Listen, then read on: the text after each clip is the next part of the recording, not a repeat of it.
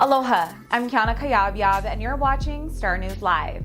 Here are today's top Hawaii headlines from the editors at the Honolulu Star-Advertiser.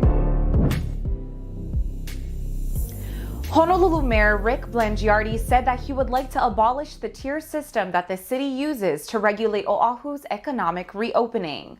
Blangiardi told the Star-Advertiser's Spotlight Hawaii today that the tier system was created before vaccines were available. Now that over 1 million vaccine shots have been given in Hawaii, Blangiardi says the tier system is tied too closely with the daily coronavirus case counts. Instead, the mayor said the most important metrics are now hospitalizations and deaths, which have both remained low in Hawaii. He said even if the tier system was abolished, Honolulu would still maintain best practices to ensure the health and safety of residents. You can watch Blangiardi's full Spotlight interview on Star-Advertiser.com or on the Star-Advertiser's Facebook page. Hawaii health officials reported 118 new coronavirus infections today, bringing the state's total number of cases since the start of the pandemic to 32,349 cases. No new fatalities were reported today, so the statewide COVID-19 death toll remains at 483. Today's new infection cases include 84 on Oahu, 14 on Maui, 12 on Kauai, 5 on the Big Island, and 3 Hawaii residents diagnosed outside the state. There are 1,145 currently active infections in Hawaii, with the vast majority of them on Oahu. State health officials also reported 2 new hospitalizations today, and as of Thursday, there were a total of 41 virus patients in Hawaii hospitals, with 11 of them in intensive care units and 5 on ventilators. Honolulu police arrested a 23-year-old woman at a Schofield Barracks home on suspicion of attempted murder involving a boy in December.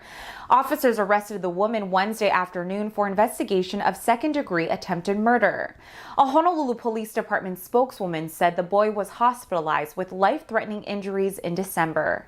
The boy's age was not released, and HPD had no further comment because the case involves a juvenile. Finally, the City and County of Honolulu is reopening applications for its rental and utility relief program on Monday at 2 p.m. In the first round of the program, the city exceeded the maximum amount of applications it was willing to accept just 4 hours after the portal opened. The second round of applications is open to households below 50% of the area median income in Honolulu. Those who have a member of the household who has been unemployed for at least 90 days and who is still unemployed also will be accepted. Households that qualify can receive up to $2,500 a month for outstanding rent and utility payments, up to $2,000 for future rent payments, and up to $500 for future utility payments. The total amount of these payments can continue for up to 12 months and will be made directly to the landlord or utility company. The program also can cover bills dating back to March 2020. Honolulu launched the program in April to distribute $114 million in federal COVID relief aid by the end of the year. This week, I got a chance to sit down with local boy Cyril Zeus Ontai. We talk about representing Hawaii, what it was like being on CBS's Tough as Nails, and so much more. Here's a sneak peek at our interview. And to check out the full interview, be sure to go to Honolulu Star-Advertiser's YouTube channel. Aloha Hawaii, I am here with Cyril Ontai, better known as Zeus from CBS's show Tough as Nails. Thank you for being here today. For sure, thanks for having me. So I just wanted to ask you a little bit about the show and your experience. I mean, you guys did crazy work from taking out seats out of a stadium to hanging off of walls. What was that like for you? The overall experience, Tough as Nails, best experience of my life. And sure, I got to be on national television. I got to compete in these crazy challenges. I met awesome people, but the biggest takeaway was how much I learned about myself and how much I learned about others. So when I first got selected to be on Tough as Nails, my whole mentality was, I'm gonna win $200,000. I'm gonna bring it home to my family. Nobody's gonna stand in my way. I'm gonna take it, I'm gonna win it. So over the course of the season, my perspective slowly started to change. And this is because I met the other contestants, I met my team, and I I heard their stories, and hearing their stories kind of shifted my perspective. I realized how grateful I was. I may not have $200,000, but I got so much back home. I got the grand prize, and to me, that was always my family and a roof over my head.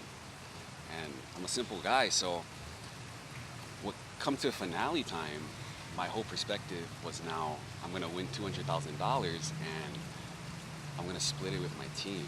That's what I told my team. Maybe a couple challenges before the finale even started. I said I'm gonna win $200,000 and we're gonna split it. And that's because I feel like my team deserves it, and the adversities that they faced is nothing like I ever faced. The hardships they went through, their struggles to find a job, it's crazy. And for me, I was always blessed. I always had a roof over my head, like I said, and yeah, it's all about my team and the $200,000. And I mean, although I didn't win it, it's okay. For more on these stories and all the latest headlines, subscribe to the Honolulu Star-Advertiser. Visit Hawaii's top source for breaking news online at Star-Advertiser.com and download the Star-Advertiser mobile app. Mahalo, have a great weekend, and we'll see you back here on Monday.